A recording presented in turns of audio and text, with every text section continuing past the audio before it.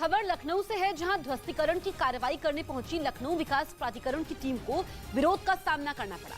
साथ ही लोगों के साथ अधिकारियों की नोकझोंक भी हुई। जैसे ही एलडीए की टीम कार्रवाई के लिए मार्केट में पहुंची, हंगामा शुरू हो गया। लोगों ने अधिकारियों को घेर लिया और उनका विरोध किया।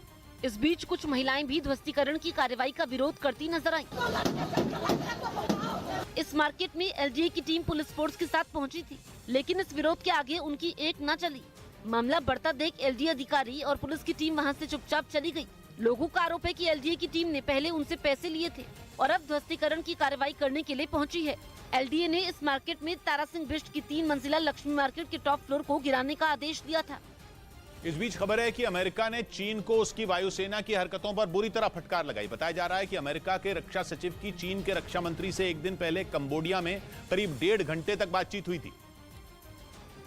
ये अपने खेत में 2000 मछलियां पाल के हर 6 महीने में 3 लाख तक कमा रहे हैं। आपको भी ये करना है, इनसे सीखना है तो फ्रीडम ऐप को अभी डाउनलोड कीजिए। जिसमें उन्होंने चीन के इंडो पैसिफिक रीजन में कई बार घुसपैठ करने के मुद्दे को उठाया और ये साफ कर दिया कि अमेरिका चीन की इस हरकत को बर्दाश्त नहीं करेगा। और ऐसा पहली बार नहीं जब अमेरिका ने चीन को खरी खरी सुनाई हो। यही वजह है कि इंडो पैसिफिक रीजन में राज करने का सपना संजोए बैठे चीन की राह में अमेरिका बड़ा रोड़ा साबित हो रहा है।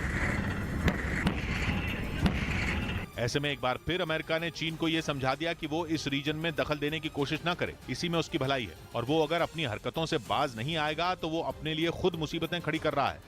और इस बात से चीन वाकिफ भी है, क्योंकि चीन इंडो पैसिफिक रीजन में अपना दबदबा बनाए रखने के लिए कोई कसर नहीं छोड़ रहा है।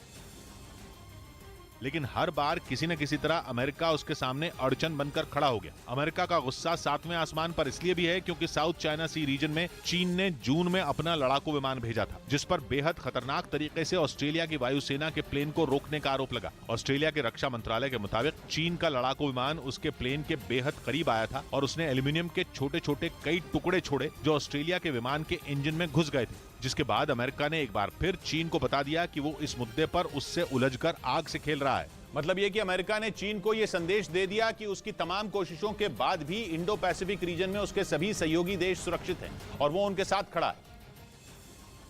जिसका सबूत अगस्त में अमेरिकी संसद की स्पीकर नैन्सी पेलोसी ने ताइवान पहुंच कर दिया था। उनके दौरे से चीन बौखला गया। वो ऐसा भड़का कि जोश में होश खो बैठा। चीन तभी से अमेरिका और ताइवान को युद्ध की गीदड़ भभकी दिए जा रहा है। वो ताइवान के पास बड़ी बड़ी मिलिट्री ड्रिल कर चुका है। यहाँ तक कि चीन ताइवान के पास के समंदर में मिसाइलें दाग चुका है। मतलब चीन ने अपनी ताकत की नुमाइश करने में कोई कोर कसर नहीं छोड़ी। लेकिन अमेरिका लगातार उसे इस बात का एहसास भी दिला रहा है कि चीन के खिलाफ वो ताइवान के साथ है। बीते कुछ साल से वो ताइवान पर बेहद आक्रामक है और कई बार ताइवान के हवाई सीमा में अपने जेट उड़ा चुका है। यूक्रेन जंग के बाद से तो चीन ने इंडो पैसिफिक रीजन में जंग के हालात बना दिए हैं।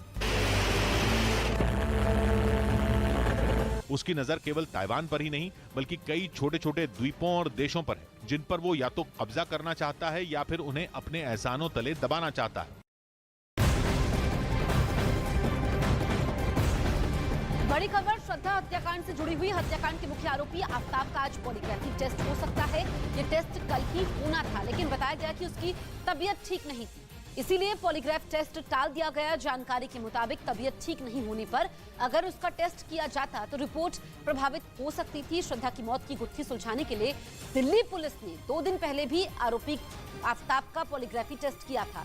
इस बीच आरोपी से कई सवाल पूछे गए थे और पॉलीग्राफी टेस्ट के जरिए शारीरिक गतिविधियों के जरिए यह पता लगाया जाता है कि आरोपी सच बोल रहा है या झूठ। श्रद्धा मर्डर केस में आरोपी आफ्ताब के पॉलीग्राफ टेस्ट का दूसरा चरण आज पूरा हो सकता है। टेस्ट के लिए तैयारी पूरी कर ली गई है।